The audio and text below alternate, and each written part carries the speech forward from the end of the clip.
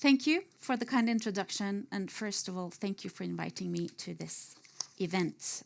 I am absolutely thrilled that we are able to put this at the core of our political discussions and at the discussions between politics and business, not only in Oslo, but around the world, basically on any multilateral arena that I have where I have been lately. This is on top of the agenda, and as it should be. So let me start by thanking you for being partners in food security. This room does not need that reminding, but we need all hands on deck. 1 in 10 of the global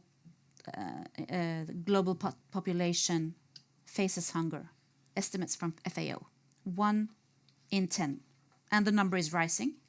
At the same time, we also know that reaching the SDGs, the Sustainable Development Goals, it's further away than it has ever been before. I just came from an event at the University of Oslo discussing, the quite gloomy picture for reaching the SDGs by the year 2030. Now, I am convinced that investing in the primary sector, in food production, in the long value chain from the local producers to the regional and local markets, that can create some amazing ripple effects in terms of global development. But we know that the regional disparities are very large. Africa bears the heaviest burden. 1 in 5 people in Africa were facing hunger last year. But as I said, in many meetings I have attended lately, the voices have been very strong and clear, and especially the African voices. Africa needs to produce its own food. Senegal's president, Macky Sall, he is also currently the president of the African Union, he said that Africa must take the lead in the efforts to increase the continent's local and national food production. I could not agree more. President Sall also called, as he spoke at the General Assembly in the UN a couple of months ago, he said that this is a paradigm shift. We are standing in front of a paradigm shift. I hope he is right. And I truly believe there is a momentum. As we spoke before I entered the stage, we were just saying that, it's quite amazing that when Antonio Guterres, Secretary General of the United Nations, opens his speech, maybe the world's most important speech in a year, the speech to open the General Assembly at the UN, and he opens it by by rallying for fertilizers with a big photo of the ships going out from Odessa. But when Antonio Guterres starts his speech at the General Assembly on fertilizers, I believe that is a game changer. But why is Macky Sall and basically all African politicians I meet these days so engaged in increasing the national food production? Well, for obvious reasons. Sub-Sahara Africa imports food for more than $56 billion annually. And the World Bank estimates that this figure will grow to 110 billion by 2025. That is absurd, it's unacceptable, and it is the totally opposite track of where we should be heading in order to ensure development in Africa, because Africa has the potential to feed itself and become a net exporter, and the continent can and should provide much needed food for its own continent. But the drive and the commitment to achieve that obviously has to lie to be nationally instigated. Only then will the solutions be durable, but global business and development partners such as Norway can play a part. And I see that many partners are eager to support the national efforts. Yara is obviously one of those important partners. You have a strong vision for food security. You demonstrate determination to provide solutions, and I truly appreciate the close dialogue that we have on food security. And I also hear from our partners in the Global South that they value their partnership with Yara very much. What we need is innovation, finance, and political will, because this is a solvable problem. We have different roles, we have different priorities, different means, but we do share the same goals. As Minister of International Development, I have put food security as a top priority. That is because I truly believe that SDG 2, or hunger in the world, is a solvable problem. And I also believe that the agricultural sector is a key sector for national development. However, it has been neglected for many years. So for our part, for Norway's part, food security is at the top of our agenda in our development policies. In a few weeks, we will launch our new strategy on food security in our development policy. And it will be a sharpened policy which consolidates our involvement in this field. Our focus will be on small-scale food producers, most of whom are women. And it's quite absurd because, as many of you know, while in Africa south of Sahara, 70 to 80% of the population is engaged in agriculture or fisheries.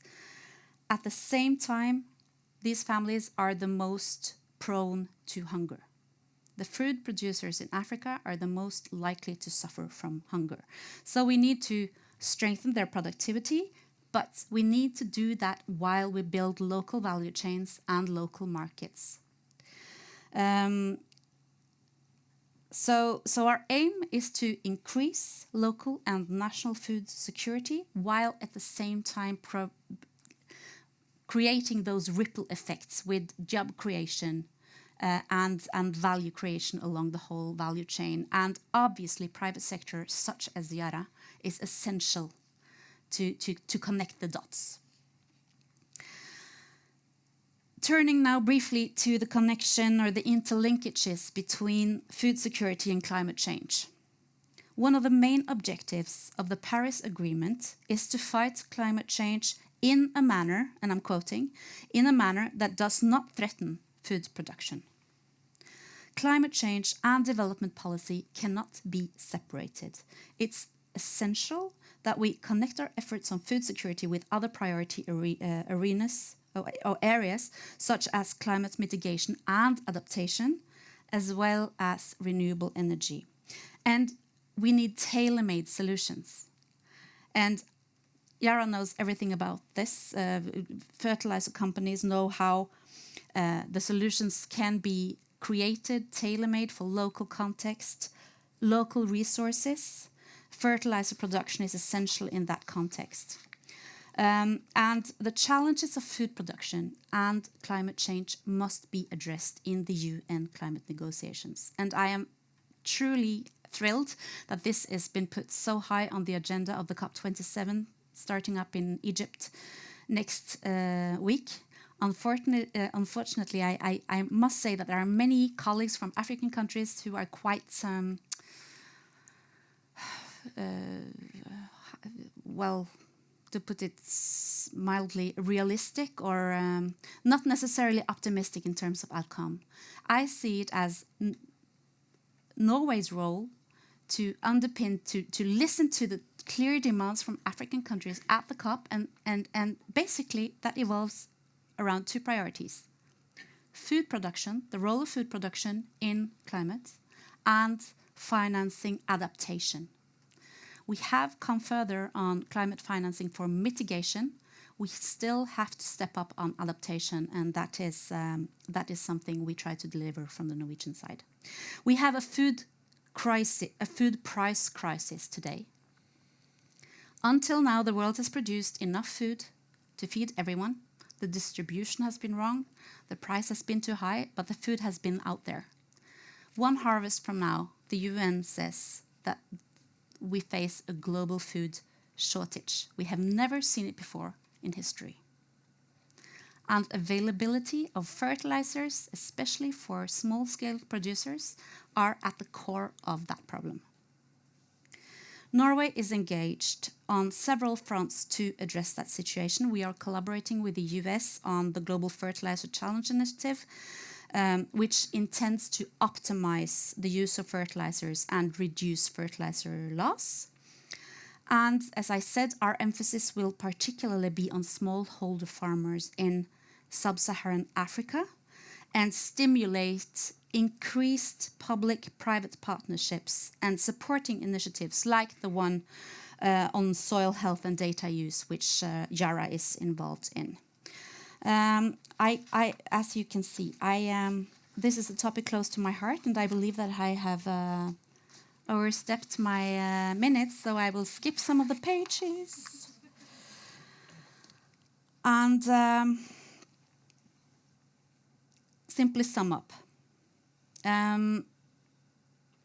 I mentioned our new strategy for food security and development policy. To implement that strategy, we aim to support multilateral development and development banks and other international financing institutions in developing guarantee loans and first loss mechanisms to provide support to the agricultural industry, working with farmers, working with SMEs.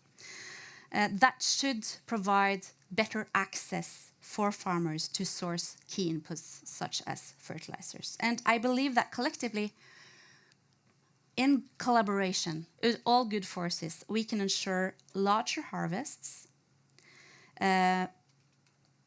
focusing on the whole fertilizer value chain, provide nutritious food to more people, and actually advance on the SDG 2. Thank you very much.